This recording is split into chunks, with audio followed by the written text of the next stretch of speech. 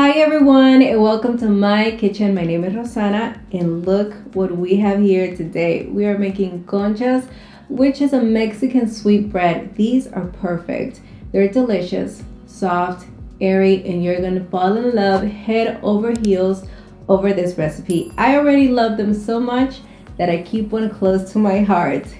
Let's get started. We are going to start by proofing the yeast. Start with half a cup of whole milk at a temperature that ranges between 105 to 110 degrees Fahrenheit. If the temperature is too cold, the yeast will not activate, and if it's too hot, you can kill it. It's such a simple step that makes for a great end result. Then sprinkle 7 grams of active dry yeast over the milk and add a pinch of sugar, which feeds the yeast. The yeast does have an expiration date, so make sure it's not expired. If expired, the bread will not rise. Then whisk in all the ingredients until well incorporated. Now set it aside and let it proof. It will take approximately 5 minutes. During this time, it will start to bubble and foam. It looks great. Now in a mixing bowl, add in 3 large room temperature eggs and the proof yeast. With the paddle attachment, mix on medium-low speed just until well incorporated. Using a paddle attachment will help the ingredients blend easier and speeds up the process. The hook attachment will also do the job, but it takes longer. The mix looks well blended. Now add half a cup of sugar and a 1/4 teaspoon of kosher salt. After they are well mixed in, add in 3½ cups of all-purpose flour in small additions while the mixer is still going. Make sure the mixer is at a medium-low speed the entire time from beginning to the end. It is also a plus because it will prevent the flour from going everywhere. Wait until the flour is fully incorporated, then add the next amount and continue the process until it becomes thick. When you reach the thick consistency, it is time to switch to the hook attachment. Continue adding the flour. It needs to be entirely incorporated. Once all of the flour is in, knead for about 2 minutes until the dough comes together and no longer sticks to the side of the bowl. Go ahead and prep half a cup of unsalted softened butter by cutting it into medium-sized cubes. The dough came together beautifully. Now add the softened butter 1 cube at a time. Keep kneading, and as the butter incorporates itself into the dough, you will notice it will soften and slightly come apart. Let it knead until the dough comes back together, which will take about 5 minutes. The dough came back together, but it still sticks to my fingers. It needs more flour and kneading, but I will finish it by hand.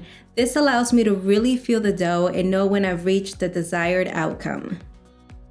But first, butter the sides and bottom of a large bowl with unsalted softened butter. Set it aside until we need it. Every time I've made this recipe, it takes an additional 1/4 cup of all-purpose flour to get me to the perfect end result. Take the flour in small amounts and dust the working area. Transfer the dough over the flour and start kneading. As you knead, feel the dough, and if it still sticks to your hands, dust some more flour and keep kneading. Repeat these steps as needed, but be careful. The dough should not feel dry or too hard. It will feel smooth, moist, soft, and it will not stick to your hands. Mexican sweetbread reflects the passion and dedication panaderos or bakers have towards their craft. I still remember walking by the baker's house on my way back from school right before sunset. I never met the baker, but the smell that filled the entire road stayed embedded in my memories. When you get to this stage, you will love the feel of it. You may even break a smile feeling proud of your hard work being a success. Make sure you knead well. If you've added all of the flour and you're tempted to add more, I suggest you continue kneading. Sometimes that's all you need to do. Adding too much flour can also mess with the texture, turning the bread dry, dense, and hard. This dough looks awesome and it feels incredible. Round it into a ball and place it inside the buttered bowl. Turn it in the bowl to coat it well. This will keep it from drying out. Then cover with a clean kitchen towel. We are going to let it proof until doubled in size. With the oven off, place the bowl inside and turn on the oven lights. This will create a warm environment for the proofing process. The time it takes will depend on the temperature of the place it is in. Mine took 2 hours. Meanwhile, let's make the streusel topping. In a mixing bowl and with a paddle attachment, start by creaming half a cup of vegetable shortening and half a cup of sugar until light and fluffy. This will take about 5 minutes on medium-high speed. When creamed, add in 1.5 teaspoons of vanilla extract or vanilla paste and 1 cup of all-purpose flour and resume mixing. I personally love paste because the seeds add a beautiful touch and the flavor is amazing. I will leave the link to the paste I'm using in the description area together with my favorite vanilla extract. Feel free to check it out. Start the mixer on low speed to prevent it from creating a mess. Once mixed in, you can slightly increase the speed to medium-low and continue mixing until it is no longer crumbly but forms a uniform paste. At this point, I'm going to remove half of the paste and reserve it for later. I will be turning the second amount of paste into chocolate flavor by adding 1 tablespoon of chocolate powder and mix it in until fully incorporated. We are topping the conchas with vanilla and chocolate streusel. Take the vanilla paste and divide it into 6 balls. I roll the dough and pat it into an even thickness, then score a line in the middle and each half into 3 sections.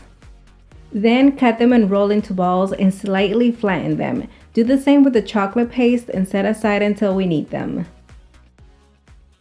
The dough has proofed and it is spongy. Turn over a lightly floured surface, or if you have a silk pad, even better. That way we don't use any more flour. Divide the dough into 3-ounce pieces, and yes, I'm using a scale. I typically get 11 or 12 conchas from this recipe. Now let's roll. Slightly cup your hand and place the pieces of proof dough under the palm and surrounded by your fingers. The tip of the fingers will come in contact with the surface you are working on. Roll it under the palm of your hand as you add a slight pressure to form a smooth ball. You can do 1 at a time, or if you become skilled, speed it up by rolling 2 at a time. Now rub softened, unsalted butter between your hands and coat the surface of each sphere evenly. This will ensure the streusel sticks once laid on top. It is time to shape. Concha is the Spanish translation for seashell. This fantastic and popular sweetbread gets its name from the beautiful and creative design of a seashell on its surface. Take one of the circles of paste and press to flatten them while preserving its round shape. Flatten until it covers the surface of the ball and some of its sides. Firmly press to make sure the topping sticks and begin flattening the dough like so. By the way, if you're not using a silk pad, the dough could stick to the surface you're working on. Lightly dust the area with flour before molding to prevent that from happening. Mold as needed to preserve the round shape and make sure the dough is not overexposed. Both the streusel and dough should spread evenly and uniformly. Once you achieve a thick, flattened circle, place on a sheet pan lined with parchment paper and make sure you leave enough room around them so they can proof one more time until they are doubled in size. You could also mold the concha on the actual lined sheet pan, just like this, but I prefer the previous way because I have more room to work with them. If you're feeling creative, you could also take some of the vanilla and chocolate paste. Roll each one, join them, I sometimes twist, divide in half, and then flatten. Then just follow the same steps we did with the previous ones. Then move on to the chocolate ones. These chocolate ones are so fragrant, your kitchen will smell like a bakery as the aroma flourishes and fills every room in the house. To decorate them with the traditional concha or seashell pattern, you can slice lines through the streusel only. The dough needs to remain intact. As you make the lines, get inspired and slightly curve them to get a more realistic shell shape. You can also purchase a traditional concha shape stamp, which is so much fun to use and makes for a more consistent concha. Lightly flour it so it doesn't stick to the topping and line it with the edge of the flattened dough and then stamp, making sure you press through the topping only. It doesn't take much force. Release and there you have it. Repeat until all the conchas have received their seashell shape. Once done, place them back in the oven, leave the lights on, and let them rise until doubled in size. Remember, we are not baking just yet, so make sure the oven is off. The time for the conchas to proof will depend on the temperature of the space they are in. Mine took 2 hours.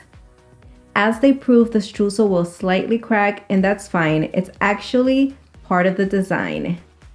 I removed them from the oven about 15 minutes before the 2-hour mark, or before I knew they would reach the size needed so that I can preheat the oven to 350 degrees Fahrenheit. That way, when the bread is ready to be baked, the oven will also be ready with the temperature set for. Allow them to bake for anywhere between 15 to 20 minutes or until fully baked and the bottom of the conchas have a nice golden brown color. Also, rotate the pan midway so the bread bakes evenly. Once baked, allow them to cool down and avoid touching the streusel because it will be extremely hot and you could get a very painful burn. It's hot sugar. The time has come where I get to showcase the inside. They have a sugary crumble topping and a soft inside that will inspire you to make them at home. They are truly perfect. You can kiss dry conchas goodbye and forever be forgotten. This recipe will take your sweet concha bread to the next level.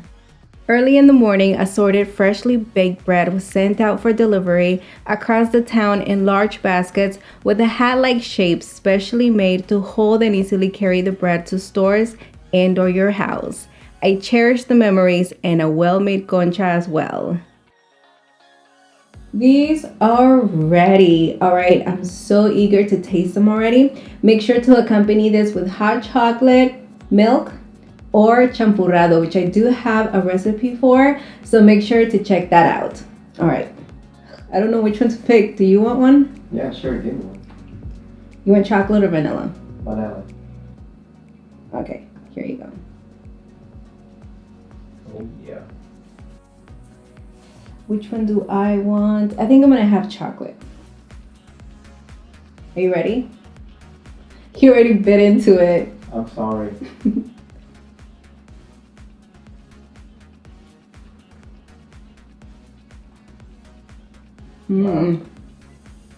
Wow. They're so good, aren't they? Yep. Well, yes, they are.